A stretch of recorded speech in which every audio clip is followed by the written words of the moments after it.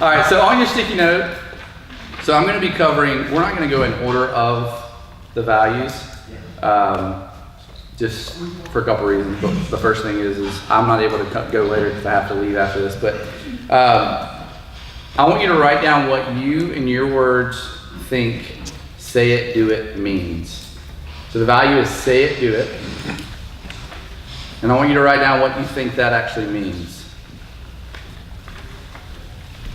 You can use your other fingers, Melody. I can't write my way. 'em.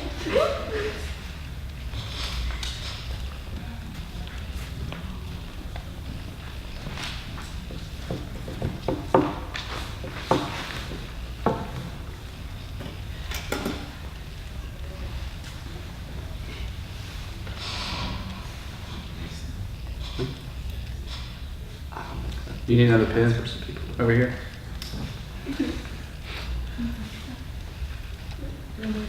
We need another pen. Here, who needs one?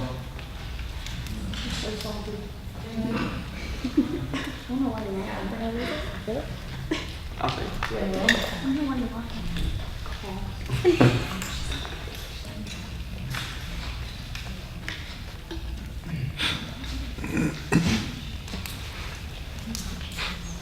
5 more seconds. Alright. What? All right, couple volunteers. Tell me what you think the value say it, do it is. Wait, can we raise hands? Sure. So similar. You. I have school. It means keeping to your word and doing what you say you're gonna do. Okay. Who else? I said if you can't do it, then say you can't do it. If you can, then commit to it in the deadline. All right. That's good. That's good. That was good. Yes. All right. Who else?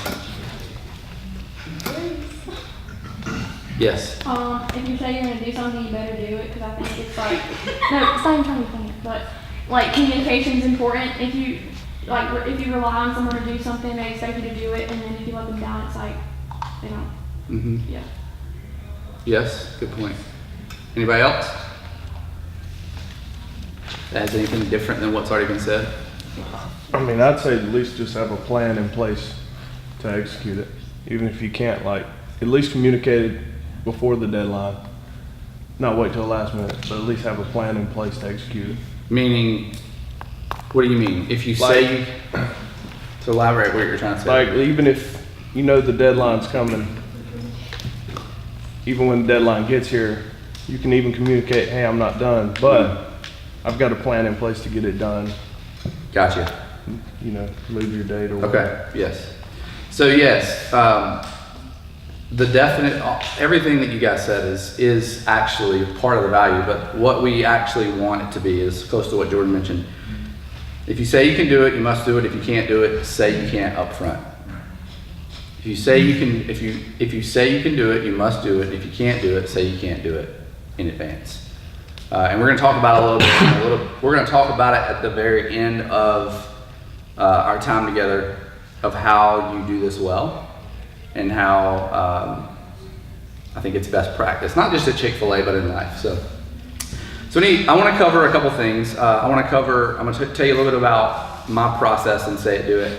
Then I also want to talk about why is saying we're going to do something and we're actually doing it, why is that important, and why does that matter?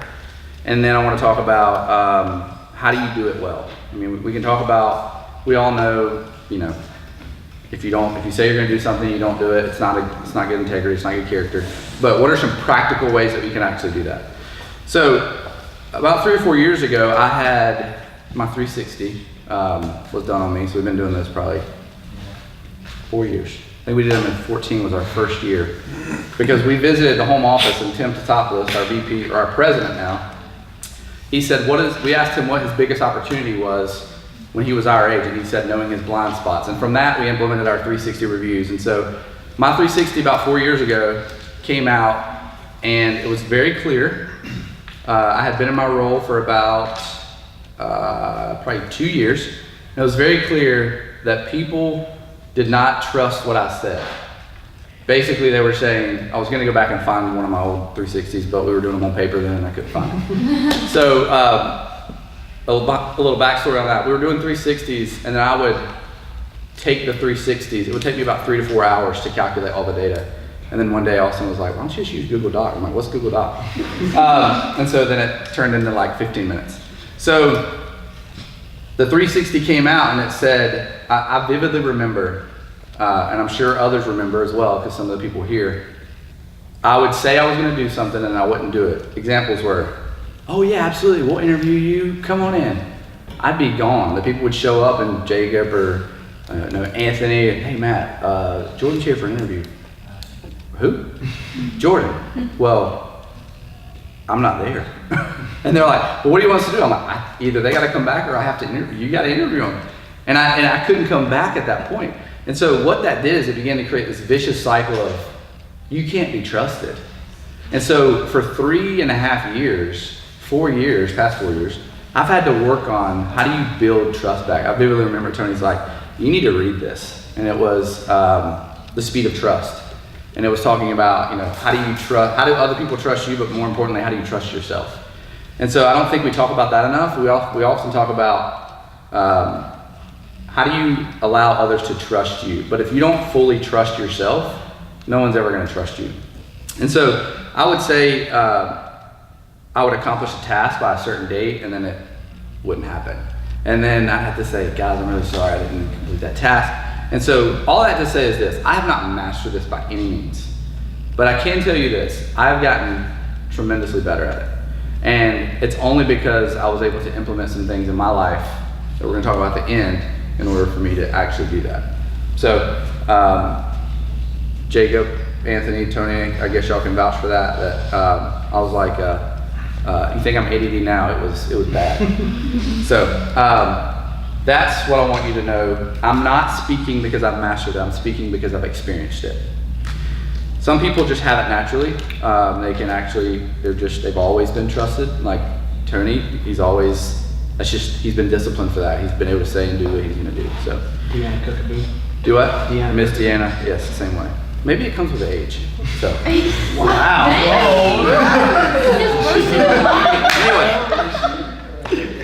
Why is saying we will do something and actually doing it important? So why is saying we're gonna do something and actually doing it, why is it important? What do you guys think? So if I'm gonna say I'm gonna do something, I need to do it, why is it important? People are depending on you. Okay, yes, people are depending on you. It builds trust. Mm-hmm. You can speak in business perspective as well as life, but what else? Anything else? Yes. Well, if you don't do it, then it kind of takes time to figure out what's gonna happen, who else is gonna do this. Yeah. So you lose time. Yeah. So we've spent all this time planning something, we've committed to doing something, we don't do it, we're behind, we've lost time. For me, I've missed opportunities that people, so let's say there's a position open at the store, like I've missed that position, I haven't offered it because I said I was gonna do something in this area and I didn't do it, and so it came back to bite me in the butt in some areas. So you say you accomplish something, you don't accomplish it yourself, but then you're like, I wanna achieve this thing that we have available, and then you actually miss out on an opportunity because you didn't say it, do it in your past. So it's kind of like it sneaks up on you and it bites you. And I think, in our personal lives, you can use that same analogy of saying finances, like, yes, I'm gonna be a good steward of my money, and then all of a sudden you have an opportunity to achieve something financially, and you're like, well, you weren't a good steward, so therefore you can't do X, Y, Z. So a couple things that I wanna talk about. The first thing is, why is it important? Well, first and foremost, our corporate purpose, and I wanna go over our corporate. Can anybody tell me what our corporate purpose is? Other than, Yes. yes? Yeah. Okay, come on. To glorify God by being a faithful steward of all that is entrusted to us, and to have a positive influence on all who come into contact with Chick-fil-A. Very nice. So the first thing is to glorify God, and this is not everybody's necessarily focus, but in our corporate purpose and our brand, I think we saw this as we went to the home office. And, which by the way, a little side note, I really hope and wish, I would love to take all of you there. And I don't say that just so we go on a trip. I say it because it's a good indication of who you work for and what you're doing. And so if we ever get an opportunity, I really want all of you to go. And if we can't take you, you're more than welcome to go down to Atlanta on your way to Florida or wherever, and they'll do backstage tours and stuff for you. So anyway, so first being to glorify God. So you mean to tell me if I don't do what I said I'm going to do, that doesn't bring glory to God? Yes, absolutely. Scripture tells us actually in Numbers 30:32, if a man vows a vow to the Lord or swears an oath to bind himself by a pledge, he shall not break his word. He shall do according to all that proceeds out of his mouth. So I'm actually reading a book right now called Gospel in the Workplace. Take it back. I'm not reading. I'm listening to the book. I subscribe to Audible. If you're not big on reading and you're always on the go, Audible. It's by Amazon. You can buy books and listen to them on the go, and you get one book a month. So, in reading the book, I've realized that our work is an act of worship. So, just as saying we're going to do something and actually doing it is an act of worship, so is our work itself. So to glorify God is actually being a part of our corporate purpose, but it is why we do what we say we're going to do. Being a good steward. So if you say you're going to do something, we always talk about being good stewards of money. We talk about being good stewards of your resources. Well, being good stewards of your time and being good stewards of what you say you're going to do is super important in who you are and who you're going to be and your legacy of who you are. And now being a positive influence on all who come in contact with Chick-fil-A is part of the corporate purpose. So if you walk around saying you're going to claim to do all these things and you don't, you're either influencing in the good way or you're influencing in a bad way. And I think it's very obvious. If you're not doing what you're going to say you're going to do, then you're influencing in a bad way. And so we don't talk about our corporate purpose as much as our values. But I was reminded as we went to home office, the first thing that we did as soon as we stepped off the bus is that we went over the corporate purpose as a group. And I think it's important that we reflect on that to understand that's what we're doing and that's the purpose of our organization as a whole. Yes, CFA Rocks has it's kind of the same thing, but it's different than the corporate purpose. But in the leadership pipeline and the leadership process, you will go over that corporate purpose as well. I want to talk about, any questions on that really quick? Anybody? Understand the importance of our corporate purpose in that. Another thing that I wanted to make sure that we understand is saying yes to too many things will derail you from being productive. So we talk about committing to doing things, but also saying no when you can't do things. I think a lot of us are yes people. The more I say yes, the more I'm acknowledged, the more I'm praised, and the more opportunity I get. Well, that might be the case until you stop accomplishing the things you've said yes to. Latest podcast on EntreLeadership touches on this a little bit. They interviewed a guy named Carter Cast. Yes, it's a weird name.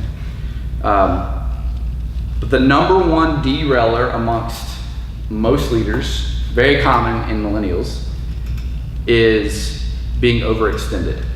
Now, some of that is an internal issue, and some of that's an external push of wherever they are.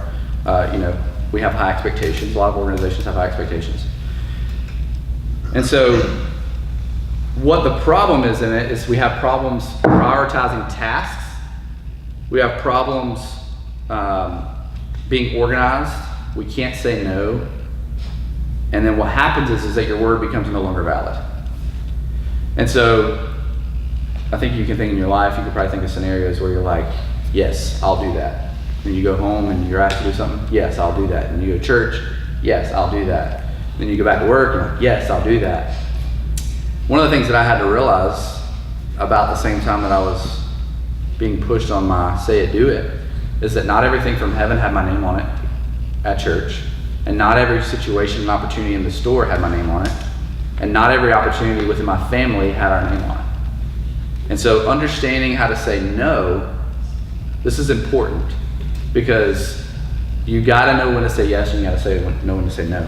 When you say no to something, you're saying yes to something else. So if you say no to this opportunity over here, what you're doing is you're allowing yourself to say yes to this opportunity over here. So if I say no to this opportunity for our family, what I'm saying is I'm holding out for this opportunity over here. And so at the store or in your life, there are gonna be opportunities where you really don't have an obligation. You don't have an opportunity. It's you just gotta do it. I mean, it's not a yes or no thing. But when you begin to say yes to everything, and you begin to say yes, yes, yes, yes, yes, and you keep missing deadlines, what you're doing is people are gonna begin to distance themselves from you. And they're gonna say, I really appreciate you, I really like you, I really want you to do this, but your track record, it says you can't, so I'm really sorry. Well, then how are you supposed to earn your trust back? Well, you're gonna have to go out of your own way and work your tail off and do that. You're gonna have to, what happened for me is I had to begin to make these small commitments. Hey Jen, I'm leaving at 5:15. Then leave at 5:15. So I had to leave at 5:15. Well, why do you keep leaving at 5:45? So that's me not holding my word. Hey Tony, I'll do this small task by next week. And then doing it in advance. So it's setting those small victories up. We over communicate and we under deliver. It's like the recipe for disaster for say it, do it. Over communicate and then we under deliver. We're people pleasers. This is big, this is huge right here. We let other people's emergencies become before our needs. And so that's why we become yes people. And so I think in the restaurant it's very common. Somebody will walk up to you and be like, hey, are you busy? No, I'm not busy. Well, yeah, you are. If you're busy, you're busy. And you know, what is their emergency that they could be solving? You stop what you're doing to solve and put out that fire. The reality is that sometimes we need to allow our people to solve their issues and not solve them for them. Because what that does is it pushes us back further and further. And inevitably what that does is it hurts us in not being able to meet our deadlines that we agreed to. So you set yourself up for problems later when you agree to fix something immediately. Sometimes you feel bad. You're like, man, I really would love to help you. Like for example, this today. Jacob's like, man, I really want you to be a part of this. I'm like, great, Jacob, let me check your calendar. Actually, Jacob, I have already committed to something with Jen. We've agreed to do something today together. But the next thing is, how can I help you the most with the time that I have? And so one of the things that Carter Cass talks about in his podcast, he says, how do we create a 5-minute favor if you're not able to give a full commitment? So if I say, hey Jacob, I can't fully commit to you today for 3 hours, but how can I best give you 30 minutes? And so I didn't fully commit to it, but I partially committed, and I'm able to provide what is needed for the situation for that time. And so you put yourself in any scenario that you like, but how do you commit partially so that it doesn't get you backlogged so that you're not missing your other thing that you've agreed to do? Make sense? How am I doing on time? 8 minutes. Do what? 8 minutes. Perfect. So how do we do it well? How do you say it, do it well? The first thing I had on here was foreign to me about 4 years ago, and that's a calendar. And it was something that I always felt like I didn't need. I'll remember. And there's a reason I was on Adderall when I was younger. I just can't remember. So, when you say here, kind of the natural, one of the habits that you have to create. When you say yes to something, your natural habit should be to immediately put it on your calendar. So it's a one in motion. It's like a yes, I can do that. Give me 1 second while I log this on my calendar. Because if you don't, and you're guilty of forgetting things, hours gonna go by and you're gonna forget that you agreed to do it. Or, yes, I'll be happy to do that for you. And you go and put it in your calendar, or you don't put it in your calendar, and then it turns out the next day you look and you're like, crap, I just agreed to do something. I'm not even supposed to be in town that day. And now I have to go back and go against my word and say, man, I'm really sorry that I agreed to that, and now I can't do it. So what's that look like? It goes against what you actually want it to be. So it takes say it, do it. Now, granted, you're coming back and you're apologizing for something you didn't accomplish, that you couldn't accomplish. But if you don't use your calendar, and you're probably like, I'm just not busy enough to use a calendar. I bet you are. I guarantee you are. You get your schedule in advance. You can put those in. You got school. You know when you have meetings, when you're going out of town. I mean, those things are important to put on your calendar. And as soon as you don't think it's important, you overbook yourself. And so the first thing I want to highly recommend: use a phone, use a notebook, use your mirror in your bathroom when you get out of the shower. It's right in the mirror. I don't care what you do, but write something somewhere so that you remember what to do. Think before you say yes. Marcy recently got asked to help us with our orientations. She didn't give me an answer the first day. And her reason was, she said, Matt, I really want to do it, but I can't overcommit. Let me go home, let me think about it, and let me come back and tell you. Now, there's going to be some things where it's simple, like, hey, can you go do this? It's a quick, urgent fix. But it's when it's a bigger commitment, a bigger obligation. You don't always want to say yes for the sake of saying yes, just so you look good. Because the reality is, you may look good now, but in 10 days you're going to look bad because you agreed to do something and you didn't follow through with it. And when you say, I talked about this a little bit ago, when you say no or yes to someone else, you're saying yes or no to something else, which is really important. And then another thing is, in this crazy world that we live in, is slowing down and taking time to actually plan is really uncommon. We've had, 30 days that we're going to be closed at the restaurant at least. How much of that time are you going to sit down and write down some things that you need to do, you need to accomplish, and that you want to solve? As you go back into the business or in your life, or put in your calendar, hey, every week I need to remember to do this. Every day I need to remember to do this. In the world, in this crazy environment, such as Chick-fil-A, where things happen in seconds, if you don't put things in your life to remind you to do those things, you will not do it. I've recently done planning days. They have not been part of my life for a while. Tony kind of encouraged me to do it. Half the day spending time thinking through what I want my family to be doing, and thinking through the other part, what I want for our business. But what it does is it really, just some time every day, time every week, just sitting down and thinking about what do I have to accomplish and what needs to be done. So it's just spending intentional time planning. So calendars, not saying yes before you think about it, and spending some time planning and evaluating what you want out of your life, or your day, or your week. Any questions? That's all I have, actually, for that, unless you have questions. Is say it, do it clear. That's my main purpose. I want to make sure that as you leave, that you understand the value first and foremost. At what point did your calendar become all right, I gotta do this? When I kept missing things. So Tony and I talk about a lot. Eventually what creates change is a sense of being uncomfortable to the point where you can't stand being uncomfortable anymore. And so what I realized is, for me, people that are people pleasers, when you let someone else down, it begins to hurt you internally. And so I don't care. It doesn't matter what the motive is. Sometimes the motive is, hey, I just want to be disciplined and I want to be scheduled. Sometimes the motive is, I'm tired of letting people down. It really hurts me. And so mine was kind of a both. It was an and thing of like, if I'm going to be responsible to do what I'm supposed to do for the sake of our team and our organization and my family and the church, there's no way for me not to do it, because I will continue to let people down and I will continue to not have influence. And so my purpose will no longer be filled. So mine was a couple things. My 360, and then understanding that what are my talents and what are my abilities, and I was like, Deanna, I need your help. And so Deanna was able to help me with that, with her gifts and her abilities and her talents. One thing to add on to that too with the 360 is not all of us are going to have leadership fill out a 360, but I think having those people in your life so you can point out your blind spot is super important, because there's just things that you're just not going to see.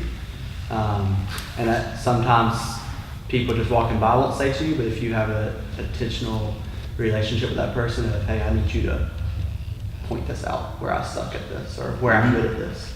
Either way, it's super important, I think. I don't think you said it exactly, which everything I've heard has been really good. Well done. Thank you.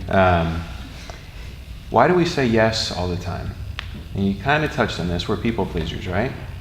And so when you come, if I ask you to do something, you feel pressure to say yes, right? If you're honest, you're going to say, yeah, I don't want to disappoint the boss, right?